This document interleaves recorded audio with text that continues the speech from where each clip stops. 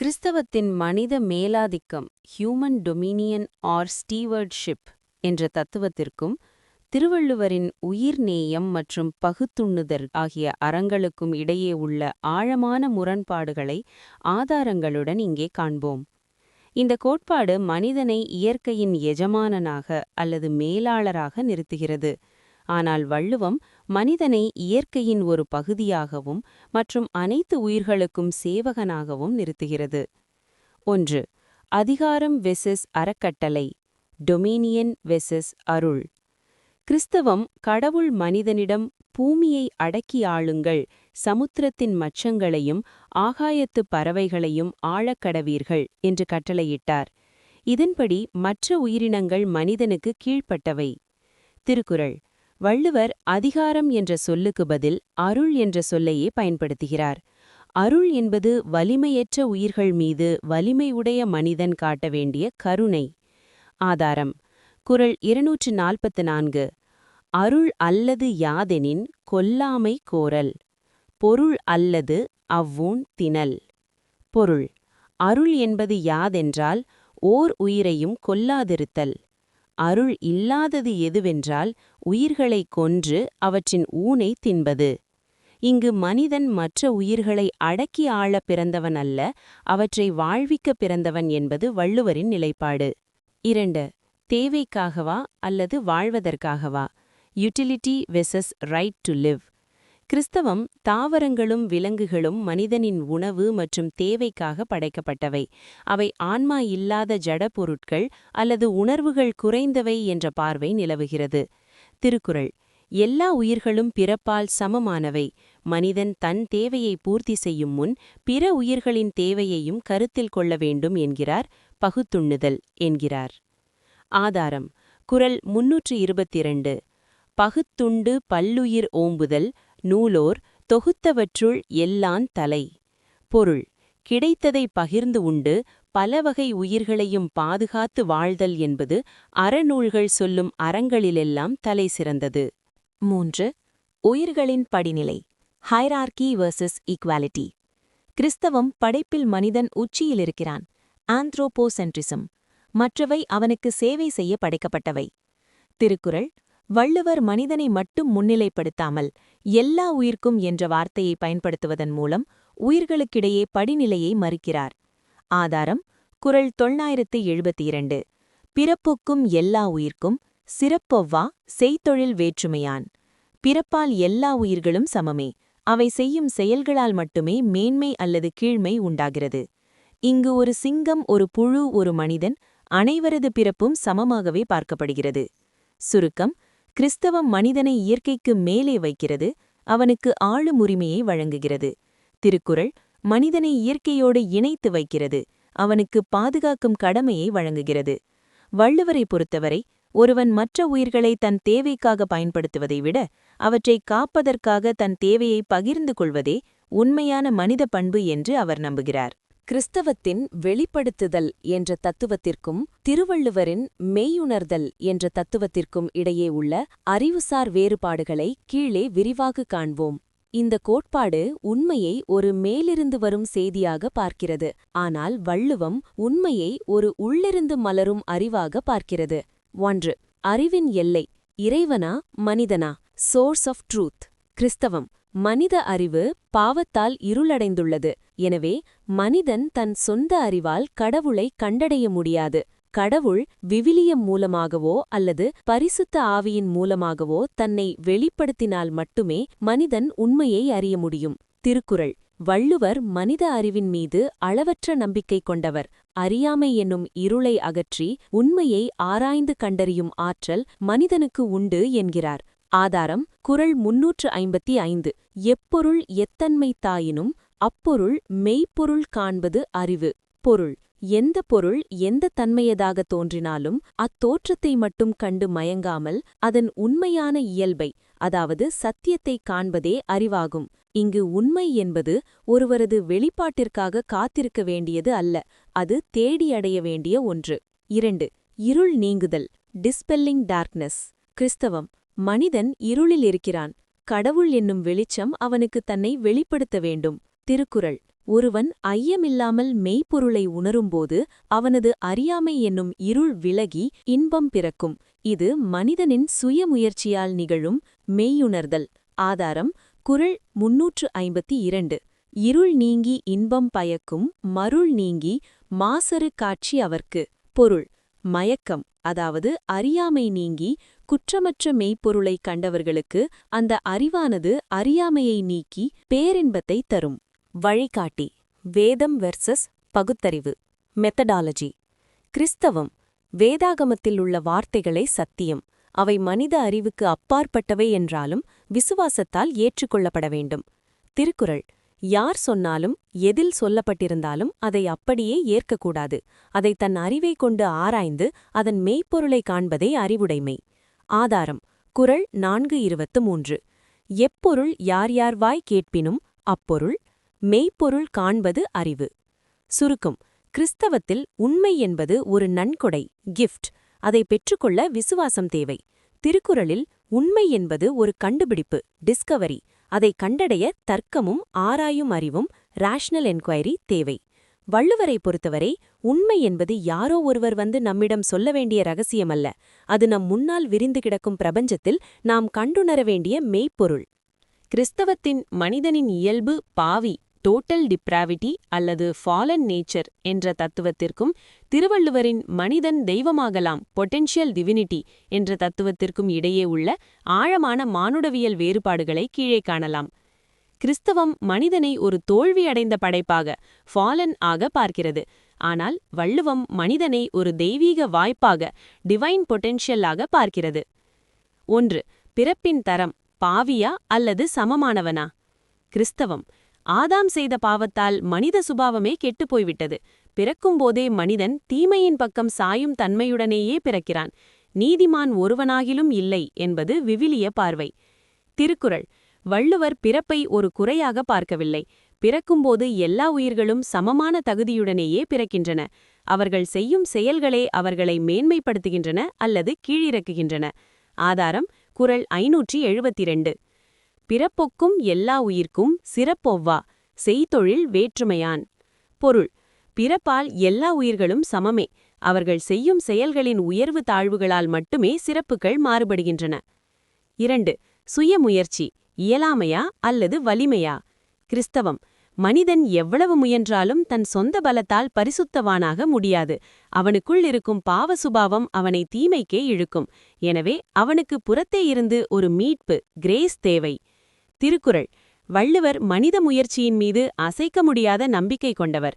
ஒருவன் தன் ஒழுக்கத்தை சீர் செய்து கொண்டால் அவனால் தெய்வ நிலையை எட்ட முடியும் என்கிறார் வள்ளுவர். ஆதாரம் குறள் 50.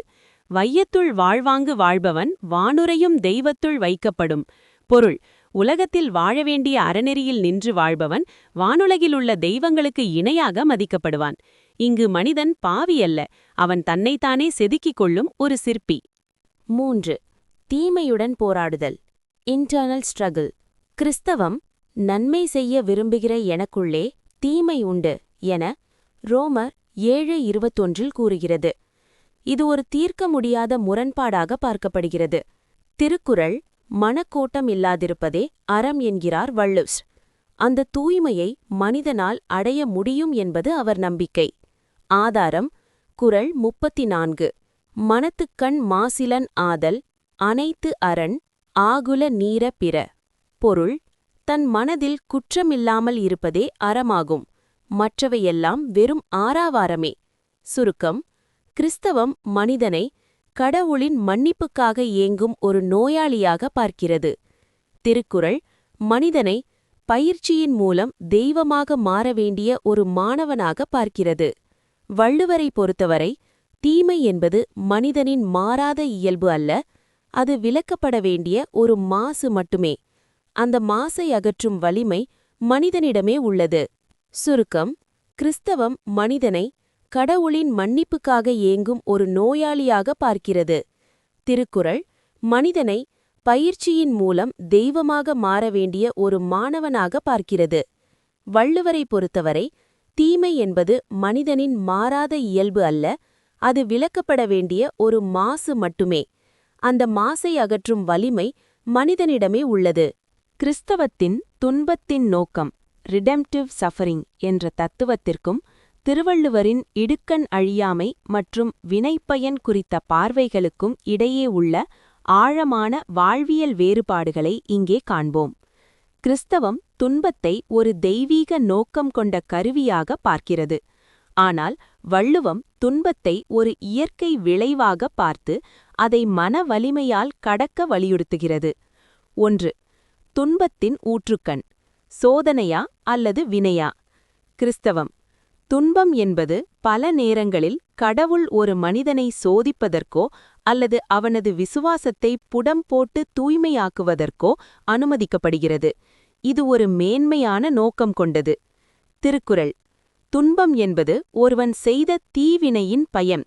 அது ஒரு தண்டனையோ அல்லது சோதனையோ அல்ல, அது ஒரு செயலுக்கான எதிர்வினை. ஆதாரம் குறள் 379.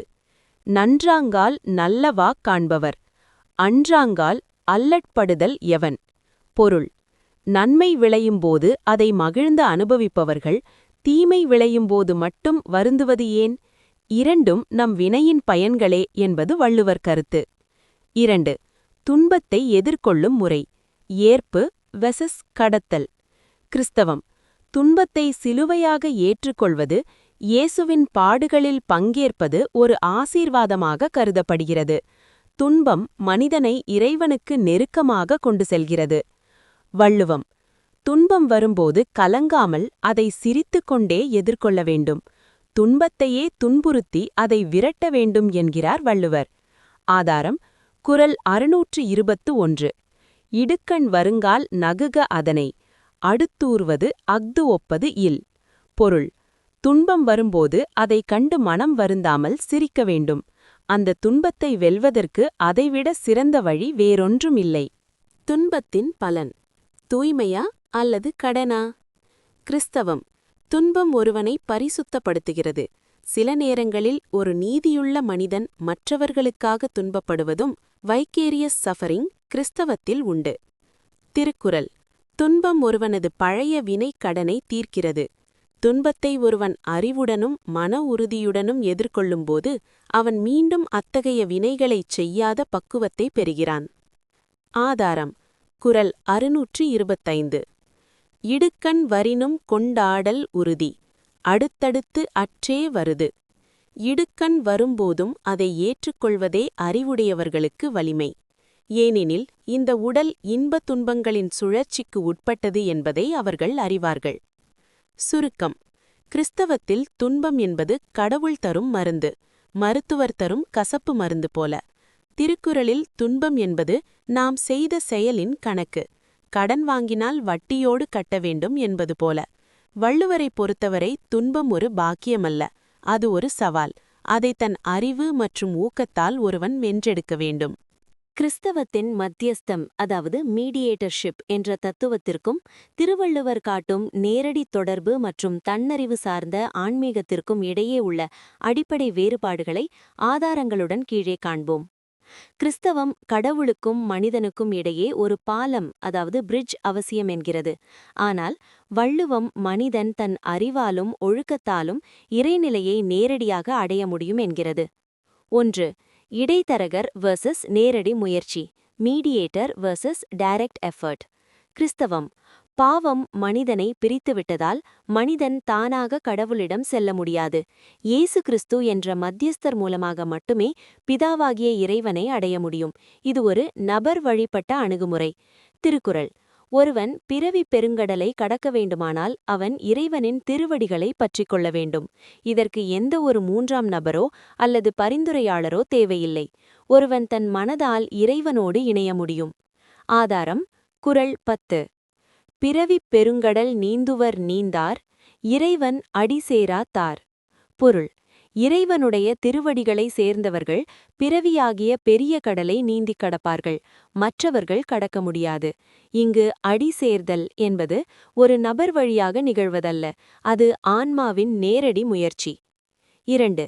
ரட்சிப்பு மீட்பரா அல்லது மெய்யறிவா, சேவியர் வெர்சஸ் செல்ஃப் ரியலைசேஷன். கிறிஸ்தவம் இயேசு ஒருவரே வழி, அவரை விசுவாசிப்பதே மோட்சத்திற்கான ஒரே திறவுகோல். திருக்குறள் மயக்கம் நீங்கி உண்மையான பொருளை உணர்வதே ஒருவனை பிறவி துன்பத்திலிருந்து விடுவிக்கும். இங்கு அறிவுதான் மத்தியஸ்தம் செய்கிறது, எந்த ஒரு வரலாற்று மாந்தரும் அல்ல. ஆதாரம்: குறள் 351. பொருள் அல்லவற்றை பொருளென்று உணரும் மருளானாம் மானா பிறப்பு. பொருள்: மெய்ப்பொருள் அல்லாதவற்றை மெய்ப்பொருள் என்று தவறாக உணருகின்ற அறியாமையினால்தான் துன்பம் நிறைந்த பிறப்பு உண்டாகிறது. 3. மனத் தூய்மையே பாலம். Purity as the bridge. கிறிஸ்தவம். ஒரு விசுவாசி இயேசுவின் மூலமாக தூய்மைப்படுத்தப்படுகிறார். திருக்குறள்: தன் மனதில் குற்றமில்லாமல் இருப்பதே அறம், அதுவே ஒருவனை உயர்ந்த நிலைக்கு கொண்டு செல்லும். ஒருவன் தன் மனதை சீர் செய்தாதே அவன் இறைத்தன்மையை எட்டிவிடுவான். ஆதாரம்: குறள் 34. மனத்துக்கண் மாசிலன் ஆதல் அனைத்தரன் ஆகுல நீரப்பிற. சுருக்கம்: கிறிஸ்தவம் மனிதனை நேரடியாக கடவுளை நெருங்க தகுதியற்றவன் என்று கருதுகிறது, பாவத்தின் காரணமாக. எனவே ஒரு மத்தியஸ்தரை முன்வைக்கிறது. திருக்குறள் மனிதனை தன்னை தூய்மைப்படுத்திக் கொண்டால் இறைவனாகவே மாறத் தகுதியுள்ளவன் என்று கருதுகிறது. எனவே தனிமனித ஒழுக்கத்தையும் மெய்யறிவையும் முதன்மைப்படுத்துகிறது. வள்ளுவரை பொறுத்தவரை அறிவே வெளிச்சம், ஒழுக்கமே பாதை. இதற்கிடையில் எந்த ஒரு நபரின் பரிந்துரையும் தேவையில்லை. கிறிஸ்தவத்தின் திருமணத்தின் புனிதம், செவனிண்டல் மேரேஜ் என்ற தத்துவத்திற்கும் திருவள்ளுவர் காட்டும் இல்லறம் மற்றும் வாழ்க்கை துணை நலம் குறித்த பார்வைகளுக்கும் இடையே உள்ள ஆழமான வாழ்வியல் மற்றும் தத்துவ வேறுபாடுகளை இங்கே காண்போம். கிறிஸ்தவம் திருமணத்தை ஒரு தெய்வீக உடன்படிக்கையாக, அதாவது சாக்ரமெண்ட் அல்லது கவனன்ட் என்று பார்க்கிறது. வள்ளுவம் திருமணத்தை அறம் செய்வதற்கான ஒரு கூட்டு பொறுப்பாக பார்க்கிறது. 1. உடன்படிக்கை வெசஸ் அறத்தின் அடிப்படை. Covenant versus foundation of virtue. கிறிஸ்தவம் திருமணம் என்பது மனிதர்களுக்கு இடையிலான ஒப்பந்தம் மட்டுமல்ல, அது கடவுளுக்கு முன்பாக செய்யப்படும் ஒரு புனிதமான வாக்குறுதி. தேவன் இணைத்ததை மனுஷன் பிரிக்காதிருக்க கடவன் என்று மத்தேயு 19:6 சொல்லப்பட்டிருக்கிறது. இது ஒரு திரும்பப் பெற முடியாத ஆன்மீக பிணைப்பாக கருதப்படுகிறது. திருக்குறள் வள்ளுவர் திருமணத்தை ஒரு மத சடங்காக பார்க்கவில்லை, மாறாக உலகத்திலுள்ள மற்ற அனைத்து அறங்களையும், அதாவது துறவறம், பொது அறம் ஆகியவற்றை தாங்கிப் பிடிக்கும் ஒரு அச்சாணியாக இல்லறத்தை பார்க்கிறார். ஆதாரம்: குறள் 45. அன்பும் அறனும் உடைத்தாயின் இல்வாழ்க்கை, பண்பும் பயனும் அது. பொருள்: இல்லற வாழ்க்கை அன்பையும் அறத்தையும் கொண்டிருக்குமானால் அதுவே அந்த வாழ்க்கையின் பண்பும் பயனும் ஆகும். 2. ஒருமுறை மற்றும் பிரிக்க முடியாத தன்மை, இன்டிசால்யூபிலிட்டி. கிறிஸ்தவம் மரணத்தினால் பிரியும் வரை என்பது இதன் அடிப்படை. விவாகரத்து என்பது தத்துவ ரீதியாக ஏற்க முடியாத ஒன்று, விதிவிலக்குகள் மிக குறைவு. இது ஒரு நித்தியமான பிணைப்பாக கருதப்படுகிறது. திருக்குறள் வள்ளுவர் விவாகரத்து பற்றி நேரடியாக பேசவில்லை என்றாலும் கணவன் மனைவி இடையே இருக்க வேண்டிய கற்பு, லாயல்டி மற்றும் ஒருமை குறித்து மிக உயர்வாக பேசுகிறார். காமத்துப்பாலில் இந்த பிணைப்பு இப்பிறவியோடு முடிவதல்ல, அடுத்தடுத்த பிறவிகளுக்கும் தொடரும் என்கிறார். ஆதாரம்: குறள் 1107. ஒருமை கண் தான் கற்ற கல்வி ஒருவர்க்கு எழுமையும் ஏமாப்புடைத்து. இந்த கல்வி குறித்த குறளைப் போலவே காமத்துப்பாலில் எழுபிறவி காதலை பற்றியும் வள்ளுவர் பேசுகிறார். இம்மை பயன்கொள் என்று தொடங்கும் குறள்களில் இப்பிறவியில் இணைந்தவர்கள் அடுத்த பிறவியிலும் இணைவதையே குறிக்கோளாக கொள்கின்றனர். 3. இல்லறத்தின் நோக்கம், வழிபாடு வெர்சஸ் கடமை. Purpose of marriage. கிறிஸ்தவம் திருமணம் என்பது கிறிஸ்துவின் சபை மீதான அன்பை பிரதிபலிக்கும் ஒரு குறியீடு. இது புனிதத்தை நோக்கிய ஒரு பயணம். திருக்குறள் இல்லறத்தின் முக்கிய நோக்கம் விருந்தோம்பல், பெரியோரை பேணுதல் மற்றும் வறியவர்களுக்கு உதவுதல், அதாவது சமூக கடமைகளை செவ்வனே செய்வதற்கே ஒரு துணை தேவைப்படுகிறது. ஆதாரம்: குறள் 41. இல் வாழ்வான் என்பான் இயல்புடைய மூவர்க்கும் நல்லாற்றின் நின்ற துணை. பொருள்: இல்லறத்தில் வாழ்பவன் துறவிகள், வறியவர்கள், ஆதரவற்றவர்கள் ஆகிய மூவருக்கும் நல்வழியில் துணையாக நிற்பவன். கிறிஸ்தவம் திருமணத்தை ஒரு சட்டபூர்வமான மற்றும் ஆன்மீகமான பிணைப்பாக பார்க்கிறது. அதை மீறுவது கடவுளுக்கு எதிரான பாவமாக கருதப்படுகிறது. திருக்குறள் திருமணத்தை ஒரு அறம் வளர்க்கும் வாய்ப்பாக பார்க்கிறது. வள்ளுவரை பொறுத்தவரை ஒருவனுக்கு நல்ல துணை கிடைப்பது ஒருவனுக்கு வாய்த்த மிகப்பெரிய பேறு. அந்த துணையோடு இணைந்து அறம் செய்வதே வாழ்வின் பயன். சனாதன தர்மத்தில் திருமணப் பிணைப்பு இப்பிறவியோடு முடிவதல்ல, அடுத்தடுத்த பிறவிகளுக்கும் தொடரும். அடுத்து எங்கே பிறக்க வேண்டும், எப்போது மீண்டும் திருமணம் செய்து கொள்ள வேண்டும் என்பதை பிறப்பதற்கு முன்பே அவர்கள் முடிவெடுத்து விடுவார்கள் என்று சொல்லப்படுகிறது. இதுவே திருமணம் ஸ்வர்க்கத்தில் நிச்சயிக்கப்படுகிறது என்பதன் அர்த்தம். இது தொடர்பாக குறள் 7 பிறவியிலும் தொடரும் திருமணப் பிணைப்பு என்ற சனாதன தர்மத்தின் ஆழமான கருத்து திருக்குறளில் மிக அழகாக பதிவு செய்யப்பட்டுள்ளது. குறிப்பாக காமத்துப்பாலில் வரும் ஒரு குறள் நீங்கள் சொன்ன அதே தர்க்கத்தை அப்படியே பிரதிபலிக்கிறது. வள்ளுவர் காதலர் இருவரின் பிணைப்பை வெறும் உடல் சார்ந்ததாக பார்க்காமல் அது பிறவிகள் தோறும் தொடரும் ஆன்மத் தொடர்பு என்பதை உணர்த்தும் குறள் இதோ. 1. அடுத்த பிறவியை பற்றிய அச்சம். கணவன் தன் மனைவியை பார்த்து உன்னை இந்த பிறவியில் பிரியவே மாட்டேன் என்று அன்போடு கூறுகிறான். ஆனால் அதை கேட்ட மனைவி மகிழ்ச்சி அடைவதற்கு பதிலாக அழத் தொடங்குகிறாள். ஏன்? இம்மை பிறப்பில் பிரியலம் என்றேனாப் கண்ணிறை நீர் கொண்டாள் மென்மலத் தழுவி. குறள் 1315. பொருள்: இந்த பிறவியில் நாம் பிரிய மாட்டோம் என்று நான் சொன்னவுடன் அவள் என்னை தழுவிக்கொண்டே மெல்ல அழத் தொடங்கினாள். அவளது கண்ணீரின் அர்த்தம் அப்படியானால் அடுத்த பிறவியில் நாம் பிரிந்து விடுவோமா என்பதாகும். விளக்கம்: இந்த குறள் நீங்கள் சொன்ன கருத்தை மிகத் தெளிவாக உறுதிப்படுத்துகிறது. இந்த பிறவியில், அதாவது இம்மை என்று கணவன் வரம்பிட்டு கூறியது அவளுக்கு அச்சத்தை தருகிறது. ஏனெனில் சனாதன தர்மத்தின்படி திருமணப் பிணைப்பு என்பது 7 பிறவிகளுக்கும் உரியது. அடுத்த பிறவியிலும் நீயே எனக்கு துணையாக வரவேண்டும் என்ற அந்த தீவிரமான வேண்டுதலே அவளது கண்ணீராக வெளிப்படுகிறது. 2. உடலும் உயிரும் போன்ற பிணைப்பு. காதலன் தன் காதலியுடனான உறவை உடலுக்கும் உயிருக்கும் உள்ள தொடர்பாக பார்க்கிறான். உடலும் உயிரும் எப்படி வெவ்வேறு பிறவிகளில் ஒன்றாக பயணிக்கிறதோ அதுபோலவே இவர்களது உறவும் அமைகிறது. உடம்போடு உயிரிடை எண்ணமற்ற அன்ன மடந்தையோடு எம்மிடை நட்பு. குறள் 1122. பொருள்: என் காதலிக்கும் எனக்கும் இடையிலான அன்பு, அதாவது நட்பு, இந்த உடம்பிற்கும் அதனுள் இருக்கும் உயிருக்கும் உள்ள தொடர்பை போன்றது. தொடர்பு: உடல் அழியலாம், ஆனால் உயிர் மீண்டும் ஒரு உடலை எடுக்கும்போது அதன் வாசனைகள், அதாவது சம்ஸ்காரங்கள் தொடரும்.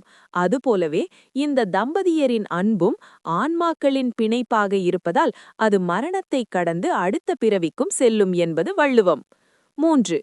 எழுபிறவு எனும் கோட்பாடு. வள்ளுவர் எழுபிறவு என்ற சொல்லை பல இடங்களில் பயன்படுத்துகிறார். நீங்கள் சொன்னது போல முற்பிறவியில் செய்த தவமும் நல்வினையுமே இப்பிறவியில் ஒருவரை சரியான துணையுடன் சேர்க்கிறது என்பதை வள்ளுவர் அங்கீகரிக்கிறார். குறள் 1107. ஒரு பிறவியில் கற்ற கல்வி எப்படி 7 பிறவிகளுக்கும் தொடருமோ அதுபோலவே ஒரு பிறவியில் ஏற்படும் ஆழமான பிணைப்பும் அடுத்தடுத்த பிறவிகளுக்கு தொடரும். குறள் 107. ஒருவன் செய்த உதவியை மறக்காத பண்பு 7 பிறவிகளிலும் ஒருவனுக்கு நன்மையை தரும். சுருக்கம்: திருக்குறள் திருமணத்தை வெறும் சமுதாய ஒப்பந்தமாகவோ அல்லது ஒரு பிறவியின் இன்பமாகவோ பார்ப்பதில்லை. அது எழுமை பிறப்பும் தொடரும் ஒரு தார்மீக தொடர்ச்சியாகவே காண்கிறது.